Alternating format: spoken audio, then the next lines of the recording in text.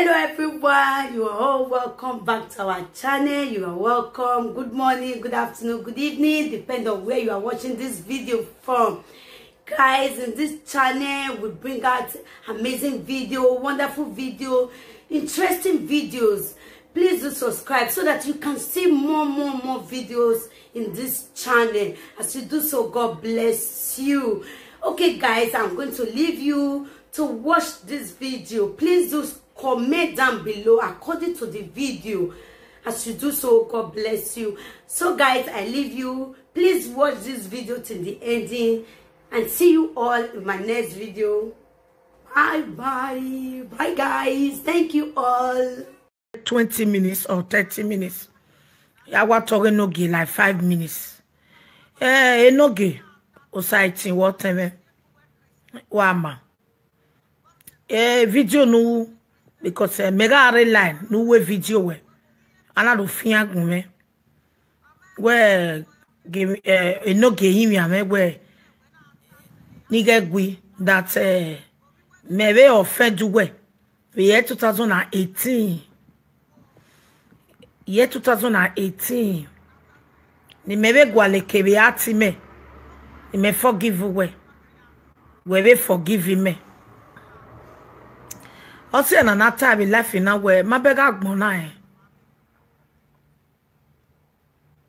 Year 2018 me magi jere a way of friend you know niki. In my way of friend you know niki. The only offend ni we just igele wu maybe ogedo where me offend ma we na me so no. There is no offend in the offend way. He said to claim me ni mau. Maybe ogedo no sooner. You understand? Ofo only me okpani begi. Me ma offend you way. Me tie bono one day niki I will live video. One thing no jamais ya you like you were up to today. You may not know. Again, ya na I won't dissonance solo. The way you talk like my brother that day. Today, bame. But me, yeah, you would say bame, bame. Me, even ya biku go ya na confuse you. You want to do so ya logo giame. Anu kebe gwan. You may be like live video one day. It were a message to enogie. Or when me adoro die do real live video no. Because here where my drag game your pa. Number 2, married the second country. Number 3, imame me your pa ni way. You know? So ima offend you one day. Una time when maybe where again name yoga donor soon. Maybe we will done who go to the point. No done no. Ma we may change it. May go with one day. Maybe la live video the way you know you no. Bera a dog man a woman banuna je party we go obey woman ba. One when no time a woman in man have a live video me for where me do lads and live video no. I've never do it and no me enogie. Where a life na in a spiritual ban no lele make ya. Iga la koma. Okono maimi ame. I will forgive you. Yeah. In that kind spirit. Toma no is simple say. Ya moka. There wasn't a time ya mo. There wasn't a time. Even ujododo, utie bodan. Ima mo we because ima na offend do ma wati ebo me ohun wo ga to me ohun we o ga to me temata we be and women na no ga me na kame because ima offend you we iye we ebo ya no ga riri tie o affect you we so like ni ga me ta we ohun we ya to me ima imo we one day ima be mo we mega certain forgive Izobo. Izobo no vie coffee la dia. We ma me rock panu we me na. Just where anero where na lilo ma no like ezo o ma no si o ma bagbe we ga we mi no ma keke no ma o. Oma no me miewe. Oh ewe. Oma no me miewe. Oh ewe ume heart. Anybody no me enogie. Oh ewe nogie ume heart. Ume hearty. Oma no je no we mine. Oh we do regret. Gboma very okay. So ugme wugu na we gboma very ogo okay. And from today, we no wa change because oro we tend to we ezo ebio mesi. Ezo ema. Ame kena legberi me no egu ezo de ana mo egiene. Me no egu ezo de ona to. Me no egu ezo de ona so amego ero.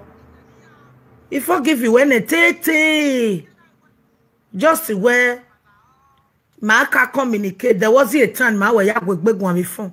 Megui, oh yeah, because Uma ni my like. Uma ni my like. But so I roll you, me ya gear. You go boy na my we like ye. True to God, ya gear. Whatever no yamega me, oh yamen no, yamotia bonny gay, many jury. Oge me giejo. We boy no ma gi jore laki. Na problem miro. Uma mi me butokeka. Wa mi me butokeka wa ewe. Uma na gujore gwa to lo miss. Ma baga me no bivie vani we derio. Uka abo lose me no bon. But we ma understand. When agbon yaya ladia. Wo mo ka o no e bivie va. A gift nega ben want me wo bema. Wa doge agano. Wa me nu ya wu. Aniru. No mai mi no jari ebo. Ika bogo no e. Number 2. Mabage me nu wa be yin ana. Me ni meje. Ayi mi ame na wo de gbe fia kon gbe me. I do a dame. Venu kwa be tana where you jore one of Paris. Find a place in your heart. Make I forgive you when maybe walk baga where my joreku. Me ma we magui. He forgive you because even no bota when me we oma. Yeah, we oma. He wanna ma ya remote say or hat or go ya we. So anyway, cancel you remember. But if na remote on your ba me muwiya. Imagui, but akwa bere. Ube dogwe maybe emi be sunu. Wa be ladian we jore one of Paris here he wa be roviena ayi mi ame gbava ikwe ayi mi ame gbava no ma bege be nu wata we jore one of Paris find a place openi me ya forgive we ma gi gui ato ina offend you we anything go on e no ba me reba e pa me no ba me ne pa we e pa e ri no bi jore me utie me when I go make one say why where miss me no man go jore go for how many years miss na woman miss then be vieva ni mo like vieva se ana to ma no like vieva se with the whole world ya moka when be vieva ni a gift you know at me wo bo me wa go do ko mi ameve we ga wish you were congratulations wo be e ko ya ga balo me wo gbe Eko ya toka balo moka toshi me. MC okay. MC makeke no we here. O makeke no we so because egba bana ikwe soro no na we MC. E mani we love me ya rikuni. But if you me ba me we mi opa, u ga ro bi me we kiyan we kin. Me makoke me mani lele me kan no wa. Ya vie nya go me vie. Adobomi we imana be arikuni obi me ba me na me ni ti no we jemi iye ti mu we ne iwe ge no gedo we MC we ba o makeke no MC ga we here eri o be je ne musician o makeke no we here to anybody no do akine o makeke ni ya we here. We no salo barrier well at Facebook. Or te support no ka bon improve. Because we may gift you no salo ba no rien. You get my point. I go ma we gbe si well lao. Ama wa gun aye mi. but o controlling wa ya gwan yo e ogezo oge na nati agbera gbiche wa gwa be tane e be kin ogun wa ni wa ko be egweribo we mega get the video bo we na I got feel gun mega feel gun na ma beg me o ma ye let you because again I iyore or we e ka bogo gonwe because women hearty o ma never heart stay away from ezo women heart women kono work bad but me we to tie but down who we me down be who boy we me peace why women no we are regret wo so why are you doing it o ma no women regret any azin any o me kono work be ma be go ma no ga women e ko ke do judge e we women heart so anytime why you anything no me ja we be ya thinking you better not do it. You better not do it. You understand? Enogie like you were dating me man like we say me and we wa better na iwe el. Eri me ya we me because I mo pay go wa we no I mo feed you we I mo close you we. Iwe el. I want a measure. A likeness in the mementa we mo edame. De tu mo edame. We ga ladin jo dodo me. Ega nu na jo dodo ni de tigi wuwo. Wa esu ni me be na. Ega nu na jo dodo mi de ti wuwo ega ni wo nu na ate bonu kia me. De te bonu ga ate ni de ti o igbe me wo. Wa e ti su ni me no de. O ma ga su ni o ma no gu. Ai mi o ma no gu e keke kan we gi yin ya.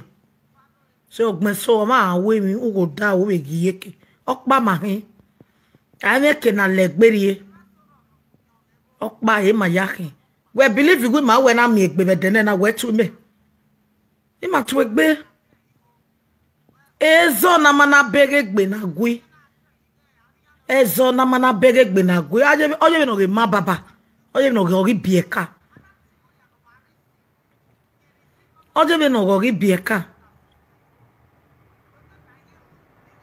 Oje no ge ori bieka. You understand? Ave kokpa na mwezori. Je gbe tama rokpa. Osaloba we na we. You have a beautiful 4 daughters. In-laws okpoko awoto. Have a good name. Have a good name. Make a good name. Cause in-law, ikwe no me nana. In-law ene. In-law ene. So man have a good name. Iboma egwe ma. Ato gwe yaga era ge binera kawu. Emi yani ma uno hevi ma wodao. Keni me ebe uke ya. Every day ya imo saloba no lao. No dole dagmo menji be ni gwale eji.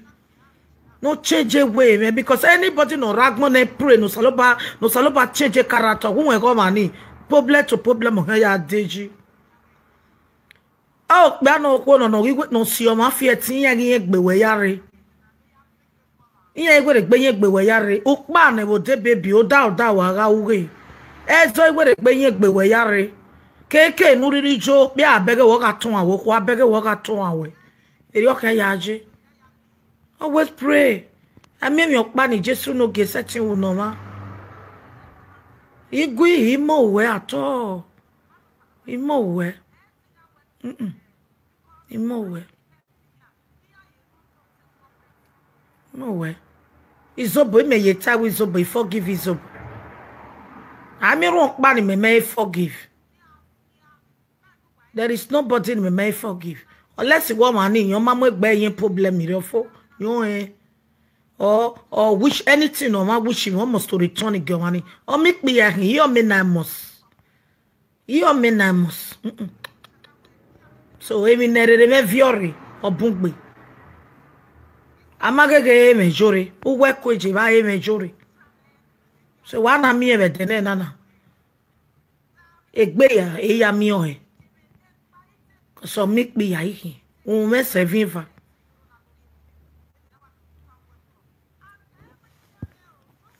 excuse me oui allô oui je te rappelle d'accord je te rappelle au soir alors. OK?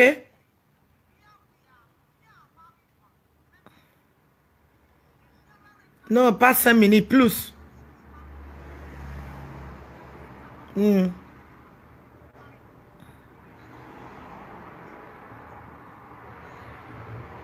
D'accord, à tout à l'heure.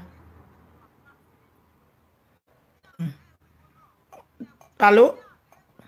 À tout à l'heure.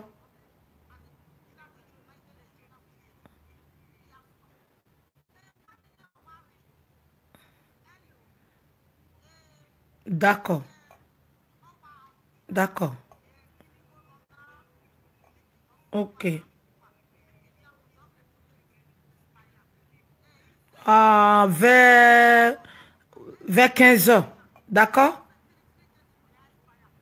Ok, à tout à l'heure. Bisous. Ok. So, Sait, yeah, na, for guess. For guess. In love with day. Make a good name. Good name is better than rich name.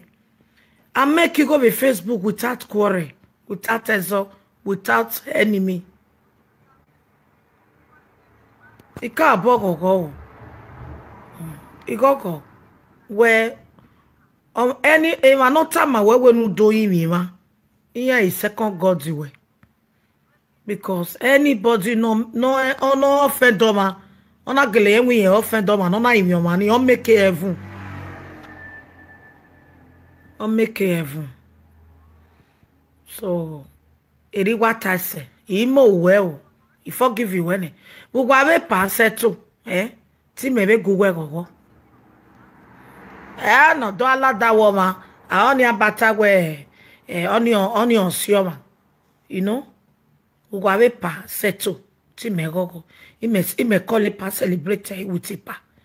A power social media person. You need big care.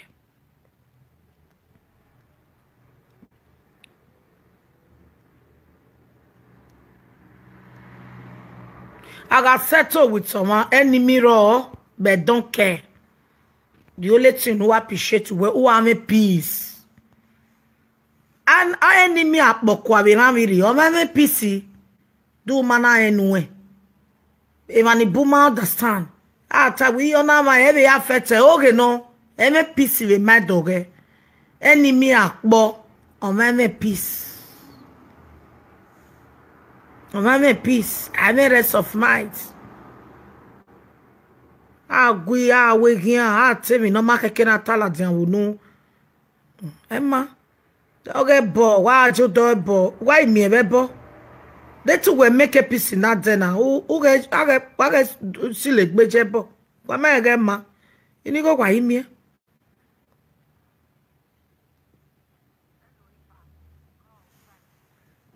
Damn you.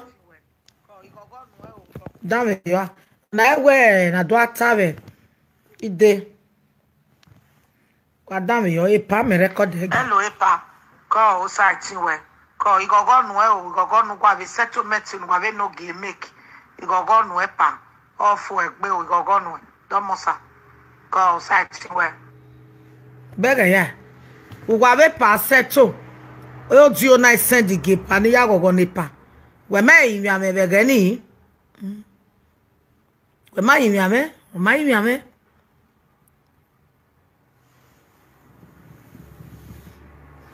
so ofone o Sait wa ya ri wa be tase o ga so ma we gwi o okay you are my brother ma we gwi e go ma ro pa gwi won I make you go without ezo there are many things to do but then wa be awo emi pi anahin cause I me we do not do on the Facebook then wa be we emi pi na be hin we hin by me.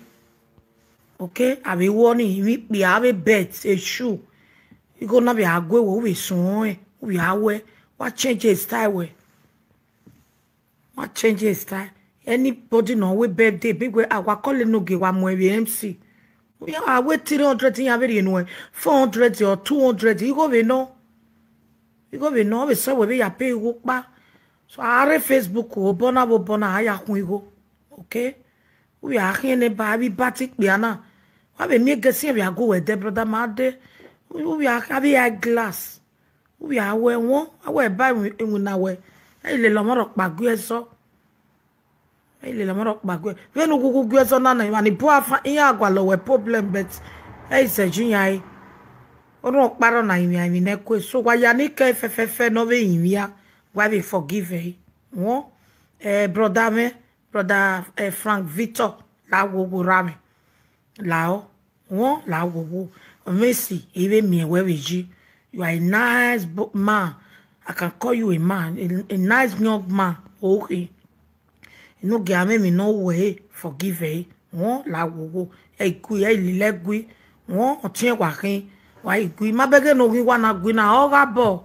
Wa ge gui e pa la wo. Awe ogme so ibi ategwe I me na ta mi gbegi fo. A seto ne ofo.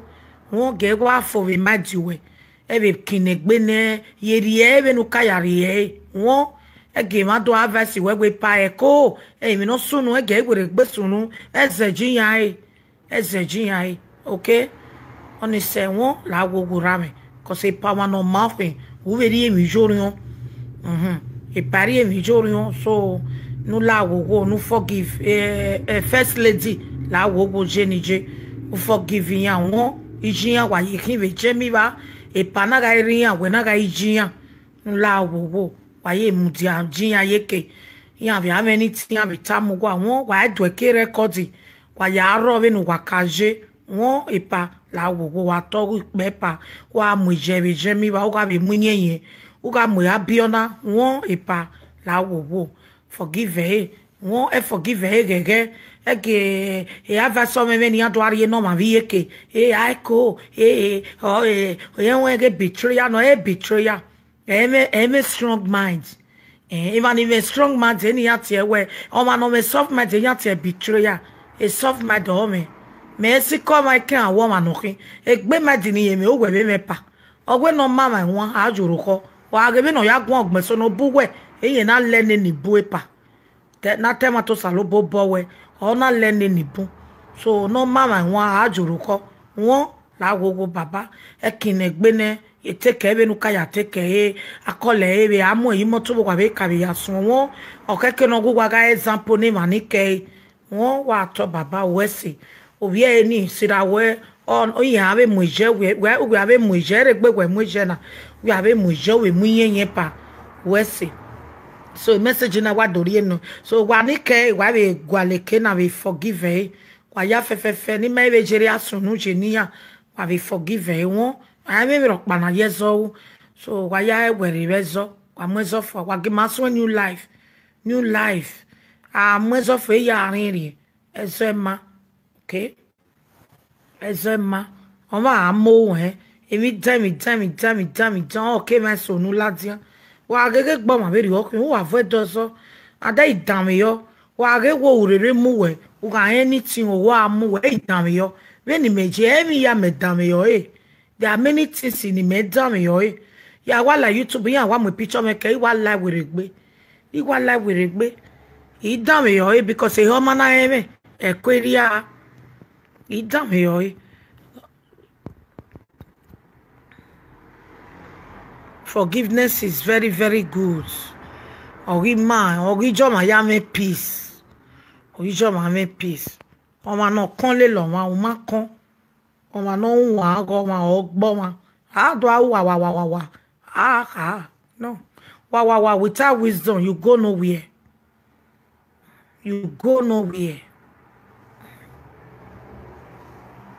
So Sait waya ma waya ni velele me wa be how anybody no be offend no be offend no te be tane we ugu eko ta mai we no mwezo fo we no mwezo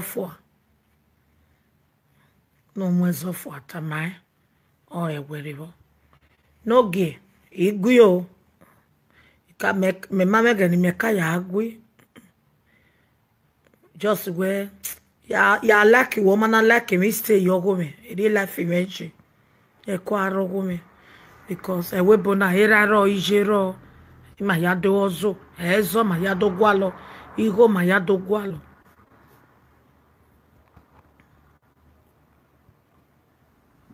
Maybe not me. If you love Jesus, you must forgive. If you love Jesus, you must forgive. Of course, now. You must forgive. God bless you, Sister Eva. God bless you, everybody. Sister Nancy, God bless you. AKA, let them say. God bless. I mean, good afternoon, Mrs. Blessing, family channel. God bless you. Mommy P1, God bless you. Sait wa ya. Onwe minisi ma egbe na. Ina wiki akbe. Okay. Aya we so ite wa me ni akbe bo wi na bet. Na mo ka rakuta. Okay. Bani rugwe fasting and prayer ogogo ami ewo. Mommy, I love you so much. Sister Favor Good, I love you too. I love you too. You are the best. I love you too. I love you too. Bege, well, make a peace. If accept a peace or mass, if or boost, if accept. Well, I comment is in a tag where God bless you. Okay, it's like about the Arabi Ogiawe. Well, I give you me talo. Efon we are ringi baba na he mo mi jore e mama la ke gbe mi nu na he mama la ke gbe nu ma go nu ke se jin. So we love peace. Everybody love peace, okay? Wa make a peace and we do fresh. E fesi we ho ma bege fesi me ho huh? Ma bege fesi me to yo. Fesi me yo. Ejo. Okba mayahi. Oviera vije mayahi. Okba mayahi. Oviera vije mayahi. Mommy, thank you for this message. Thank God. Okba mayahi.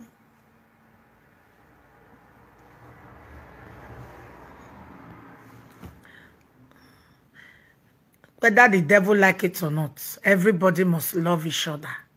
Even the Bible, even the Jesus Christ, or when you love them, even we love it, it does a lot back.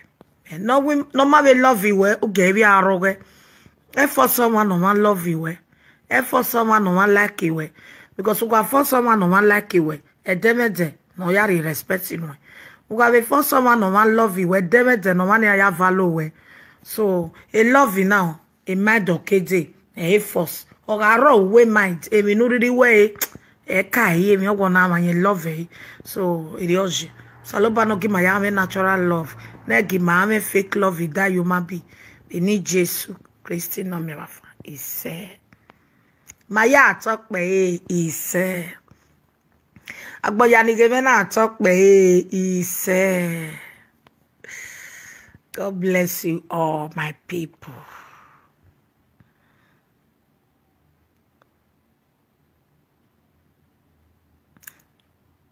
West Sister Faith from UK.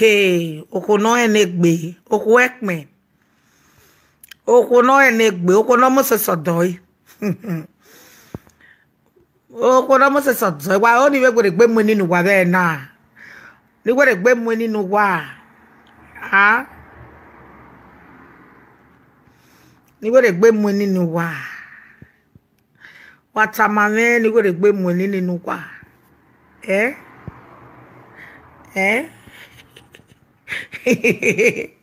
Wow, my Jess. They got a good money in the way. A dove. Okay, a dove when. Ijo, thank you, Mommy Iyore, for forgiving enogie. Why I'm not gonna forgive her? Enogie na my brother. Enogie is my brother. And number 2, we all can book. We all can on that. No gay says small boy. No gay, ni messimity, no gay, no gay, mess at 5 years. You must show why it's 35. I'm 40 something years. So they will be even naked no we forgive her. Me forgive. Forgive.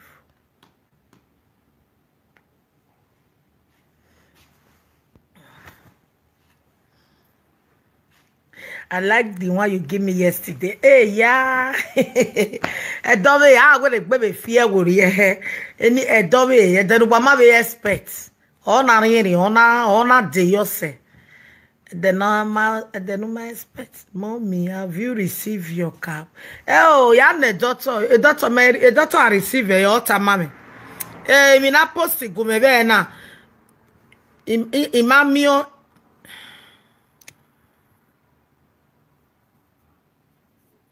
If na post gume, iteje bani, yawe bani. Value you, yes. Love you. If I need value, we value ya. If I need love you, we love ya. Even a staff ni machine staff ni mugume. Ise bani be na no mere.